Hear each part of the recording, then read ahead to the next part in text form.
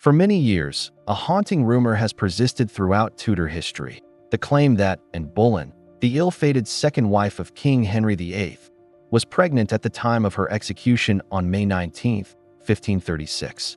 This theory, despite lacking solid evidence, continues to resurface in popular narratives about Anne's tragic downfall. It is often used to emphasize the cruelty and moral depravity of Henry VIII, portraying him as a monarch so consumed by hatred that he was willing to discard not only his wife, but potentially the very thing he had desperately sought for years: a legitimate male heir. According to this interpretation, Henry's obsession with producing a son was temporarily overshadowed by a ruthless desire for revenge. The image painted is one of a tyrant so overwhelmed by vengeance and rage that even the dynastic ambitions which defined much of his reign were pushed aside. This version of events creates a chilling portrait of a king willing to sacrifice everything, including a potential heir, to satisfy his bloodthirsty impulses. Yet, while this narrative carries a powerful moral indictment against Henry, it does not hold up to historical scrutiny. The claim that Anne was pregnant when she was executed has been thoroughly investigated by historians and ultimately found to be inaccurate. The origins of this persistent claim can largely be traced back to the work of historian Alison Weir, who introduced the idea in her 2001 book Henry VIII, King and Court, where proposed that Anne Boleyn may have conceived again in early 1536, shortly after suffering a miscarriage in January of that year. This miscarriage is significant not only for the loss, but because it coincided with a near-fatal jousting accident involving Henry VIII, an event that threatened his life. According to Weir, these two traumatic events, Anne's miscarriage and Henry's injury, prompted the couple to reconcile, leading to the possibility that Anne became pregnant once more in the months of February or March. Weir supports this hypothesis by pointing to several statements Henry made in April 1536, in which the king expressed cautious optimism about the prospect of a male heir. One particularly notable piece of evidence is a letter Henry sent on April 25 to his ambassador in Rome, Richard Pate, which was also copied to his envoys in France, Stephen Gardiner and John Wallop. In this correspondence, Henry refers to the likelihood and appearance that God will send us heirs male, a phrase Weir interprets as indirect confirmation that Anne was indeed pregnant again and that both she and the king hoped a son might finally be on the way. Further support for Weir's theory comes from a well-known outburst attributed to Henry, in which he supposedly exclaimed in frustration, "Am I not a man like other men? Am I not?"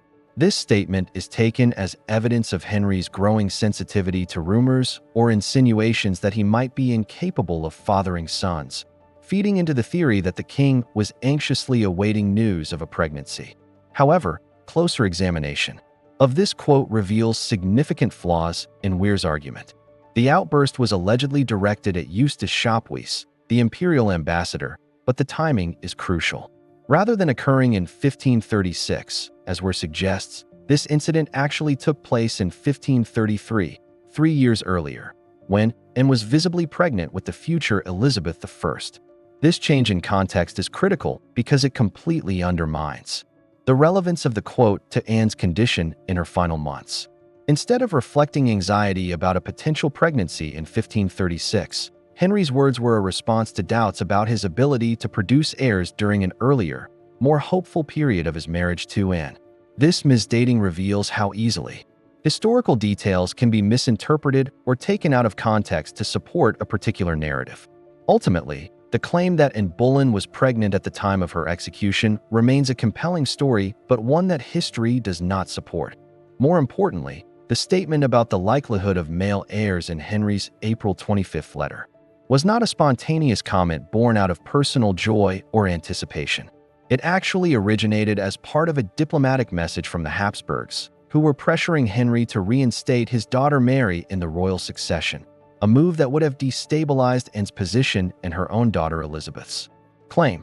Henry, rather than independently expressing hope for a new pregnancy, was echoing the language of foreign diplomats for political purposes.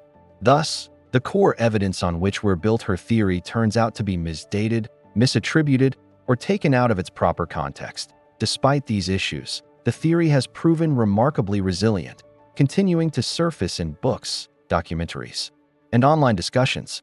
Part of this endurance lies in the emotional power of the image it conjures. A pregnant queen led to the scaffold, her unborn child sacrificed in an act of unspeakable cruelty. It is a compelling narrative, one that fits neatly into the broader tragedy of Anne Boleyn's downfall and amplifies the monstrous image of Henry VIII that many hold. Yet history is not built on what feels dramatically satisfying.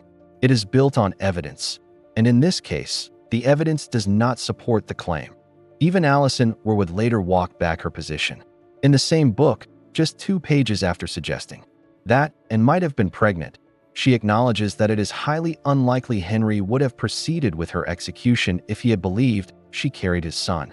Given his long and well-documented desperation for a male heir, it would have made no sense for him to risk killing both and a potentially legitimate male child. This simple truth undermines the entire premise of the theory. The idea that Henry, having waited so long for a son, would then destroy his chance at one out of spite, simply doesn't align with his known behavior or political goals. The fact that this theory continues to circulate despite being debunked illustrates a broader challenge within the study of history: how misinformation, once introduced, can take on a life of its own. It speaks to the seductive nature of dramatic storytelling and to the difficulty of uprooting narratives that have captured the public imagination. In this case, a speculative claim, built on shaky foundations, became widely repeated, not because it was supported by evidence, but because it served a compelling moral narrative. And even though the original author has since corrected herself, the rumor remains embedded in popular history. Ultimately, the story of Anne Boleyn's final days is tragic enough without the addition of fictional elements. Her execution was based on fabricated charges, driven by court politics, factional rivalries, and the king's growing desire to move on from their marriage, and died accused of adultery, incest, and treason, charges that even her enemies likely knew were exaggerated, if not entirely false. To claim she was pregnant at the time of her death may intensify the emotional impact, but it distracts from the real injustices she suffered. By focusing on what can be substantiated, the false accusations, the hasty trial, and the swift execution, we gain a clearer, more sobering picture of a woman brought down by the brutal machinery of Tudor power. And in that truth, tragic though it is, we find a story powerful enough on its own, without the need for imagined horrors. If Anne Boleyn had been pregnant at the time of her trial and execution in 1536, it could have significantly altered her fate. In Tudor England, the law was clear. The execution of a pregnant woman was to be postponed until after the birth of the child, ensuring the unborn baby's life was spared. For Anne, who had once been queen and the mother of a princess, a pregnancy, especially if it were a son, would have been a powerful political symbol and might have forced King Henry VIII and his court to reconsider their harsh judgment. However, no official record or credible documentation confirms that Anne was expecting at that time. There was no formal medical examination by matrons, as was customary to verify pregnancy before executions. Lady Jane Grey, for example, had undergone such a procedure in 1553. This absence of medical scrutiny alone casts serious doubt on claims that Anne was pregnant. More notably, Anne herself never publicly acknowledged or mentioned any pregnancy during her imprisonment in the Tower of London. She made no appeal based on an unborn child, nor did she refer to any such hope in her correspondence or final words. This silence is striking and has puzzled historians for centuries. The historian Alison Weir proposed an intriguing theory to explain this silence. She suggests that Henry VIII, fearing the political chaos a disputed succession might cause, deliberately concealed Anne's pregnancy if it existed. According to this view, Henry could not risk the uncertainty and complications of an ambiguous heir, nor could he appear to the public or court as a king who would put an innocent child to death. To reconcile these conflicts, it is argued that the king ordered the suppression of any evidence of Anne's pregnancy, possibly destroying court documents related to her trial and bypassing the usual medical examinations. This theory paints Henry as a ruthless monarch determined to eliminate any threats to his power while managing public perception carefully. Yet, even this reasoning runs into problems. If Anne was truly pregnant, it is difficult to understand why she herself never spoke of it, even in desperation. One explanation given is that Anne realized such pleas would be futile since Henry had already hardened his heart against her. But this reasoning risks oversimplifying the emotional and political complexity of the situation. Anne was no stranger to political maneuvering and had repeatedly fought for her position. So the silence on such a potentially life-saving fact remains difficult to fully explain. On the other hand, there is evidence suggesting Anne was deeply concerned for her daughter Elizabeth, who was still a child at the time. A letter attributed to Anne from May 6, 1536, though its authorship is disputed, shows a mother pleading for her daughter's future and Henry's continued favor. In this letter, Anne reminds Henry of how he raised her from a lowly status to queen and asks him not to allow the light fancy or bad counsel of her enemies to stain his view of her loyalty or cast a shadow on Elizabeth, whom she calls the infant princess. This emotional appeal reveals Anne's focus on her living child, and it complicates the idea that she would have concealed another pregnancy, or worse, an unborn child. If Anne had been pregnant, surely her concern for her unborn baby would have been as profound as her concern for Elizabeth. The fact that this letter makes no mention of an unborn child casts further doubt on the pregnancy theory.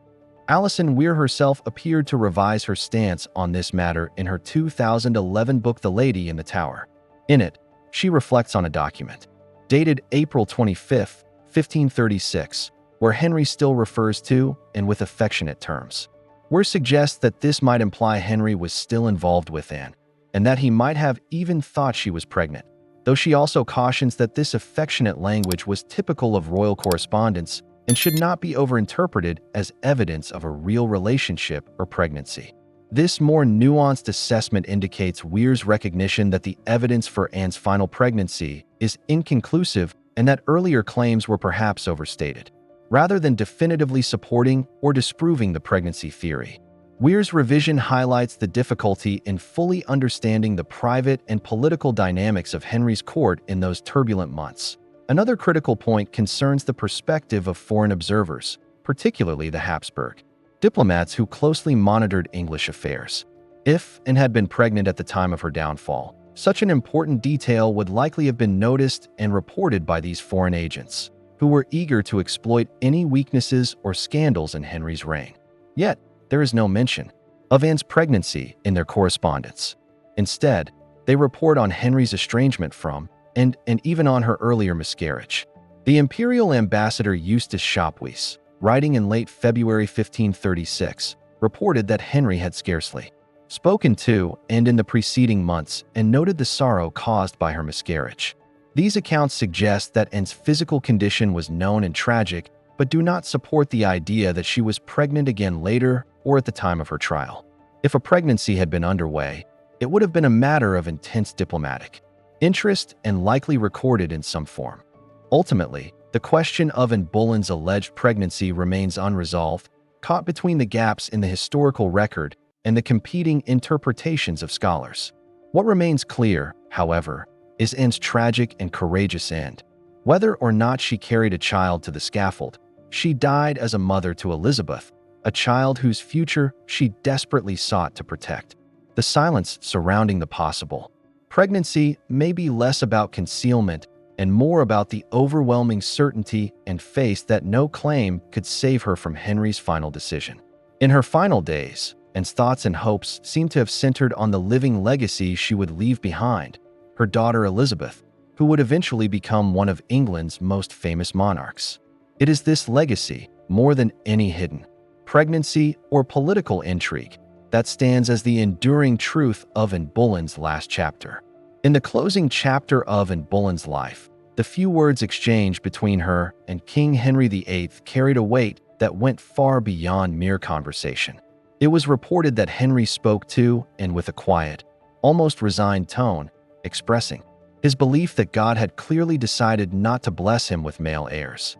This statement was not just a reflection of his personal despair, but also a subtle indication of divine sanction, or at least the king's interpretation of divine will, that justified the tragic course of events leading to Anne's execution. For Anne, who had once been queen and the center of Henry's attention, Such words must have sounded like a death sentence not only from the courts of law, but from the heavens themselves. This brief remark encapsulates the heartbreak and fatalism that defined her final days, a woman caught in the deadly politics of succession and royal ambition. Fast forward to the 19th century, when a renewed curiosity about Anne Boleyn's life and death led to the opening of her grave. Scholars and historians hoped that examining her skeleton might provide answers to lingering mysteries, most notably, the persistent rumor that she had been pregnant at the time of her execution. This hope, while understandable, was ultimately quashed when no physical evidence was found to support the claim.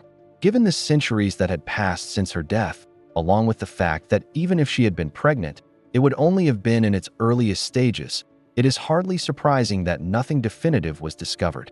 The medical science and forensic techniques of the 1800s were rudimentary, nowhere near the sophisticated analyses available today. Therefore, while the grave opening made for a dramatic event, it did not and could not provide conclusive proof regarding Anne's pregnancy. Instead, it highlighted the limits of relying on physical remains after so much time has elapsed. Without tangible physical evidence, the truth must be sought elsewhere, in the historical records and eyewitness accounts of the time. One of the most reliable contemporary sources was Eustace Chapuys, the imperial ambassador to England, who closely observed the court's turbulent politics and documented the downfall of Anne Boleyn with careful detail. Nowhere in Chapuys's detailed reports is there any mention of Anne being pregnant during her final days. This absence is significant. Likewise, no other contemporaneous accounts, either from English courtiers or foreign diplomats, mention a pregnancy, and neither do later chroniclers who had every reason to amplify scandalous details if they had existed. In historical research, especially when piecing together events from the distant past, the absence of evidence across multiple independent sources often speaks louder than a single unverified claim. Taken together, these facts strongly support the conclusion that Anne Boleyn was not expecting a child when she was executed. So, why does this myth persist, stubbornly refusing to fade away despite the evidence? The answer partly lies in the nature of storytelling and the choices made by historians themselves. Alison Weir, a popular and influential historian, contributed to this confusion. In her 2011 edition on Anne Boleyn, she perpetuated the claim that Anne might have been pregnant. However, later that same year, were published a separate work in which she acknowledged this was incorrect. Curiously, the original book was never revised to remove the erroneous claim. This decision suggests a reluctance to lose the dramatic impact that such a sensational detail provides. After all, the image of a pregnant queen being led to the scaffold is a powerful and heart-wrenching one, capable of capturing the public imagination and adding emotional depth to an already tragic story. This scenario illustrates a broader, troubling phenomenon that all historians grapple with at some point. The truth is often sacrificed for the sake of a compelling narrative. History is far more than just a collection of dates, names, and facts. It is a powerful narrative, a story that humans have crafted to make sense of the past and their place within it. Yet, this narrative is often shaped not purely by objective truth, but by stories that resonate emotionally, regardless of their accuracy. Some of the most gripping historical tales are those that are only partly true, or even completely fabricated. These dramatic errors or myths spread faster and wider than cautious, carefully researched corrections because they tap directly into human emotions, biases, and our natural attraction to drama and sensationalism. Such stories are repeated relentlessly in books, documentaries, films, and on social media until they become accepted as historical fact by sheer repetition alone. Meanwhile, corrections and nuanced truths, even when thoroughly supported by evidence, rarely receive the same attention or enthusiasm. This creates a persistent imbalance in how history is remembered and understood, allowing misconceptions to endure across generations. A clear example of this phenomenon is the long-standing belief that Anne Boleyn was pregnant at the time of her execution, a claim that continues to circulate despite lack of credible evidence. This issue of myth versus reality is far from unique to Anne Boleyn's story. The pages of history are riddled with popular myths and misunderstandings that have become ingrained in culture, even though they do not hold up to factual scrutiny. One vivid example is the myth that after the Romans destroyed Carthage, they salted the earth to ensure that nothing would ever grow there again. This powerful image of total devastation is evocative but completely unsupported by historical records or archaeological evidence. Similarly, the commonly held portrayal of Napoleon Bonaparte as a small, irritable man is misleading. In truth, Napoleon's height was roughly average for Frenchmen of his era, around 1.67 meters or 5 feet 4 inches, which was far from unusually short. Another enduring myth surrounds George Washington and his so-called wooden teeth. The reality is more complex. Washington's dentures were crafted from a combination of human teeth, animal teeth, and ivory, but never wood. Furthermore, there is the widespread misconception that Albert Einstein struggled with math as a child, when in fact, he excelled in mathematics and only failed a non-math entrance exam due to language difficulties. Lastly, the popular image of Vikings wearing horned helmets, a staple of movies and popular culture, is a complete fabrication born from 19th century romanticized art and operas, with no basis in any archaeological findings. These examples reveal how history, though grounded in facts, can easily be distorted through the allure of dramatic storytelling. Often, these distortions are not deliberate lies, but rather the product of human nature's fascination with stories that excite or satisfy certain biases. This serves as an important reminder to approach historical narratives with a critical mind and a healthy dose of skepticism. If a historical claim sounds too perfect, too sensational, or too shocking to be true, it is usually worth investigating more deeply. History should not be treated as a mere source of entertaining tales. It is a mirror reflecting the complexities of our shared past. As such, it demands careful examination and respect for the truth, no matter how complicated or less glamorous that truth might be. Only by recognizing the difference between myth and fact can we truly understand the past and learn from it. Ultimately, the story of Anne Boleyn's supposed pregnancy at the time of her execution is a powerful example of how myths can outlive facts and how emotional resonance can sometimes outweigh historical accuracy. It reminds us of the importance of questioning the narratives we inherit and encourages us to seek evidence over drama. As viewers and seekers of history, we have a responsibility to look beyond the sensational and strive for understanding grounded in truth. Only then can we truly honor the people and events of the past, learning from them rather than being misled by stories that captivate but misinform.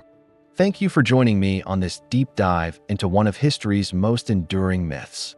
If you found this exploration insightful and thought-provoking, please consider liking this video and subscribing to the channel for more content that digs beneath the surface of history to reveal the facts behind the legends. Your support helps keep the pursuit of truth alive.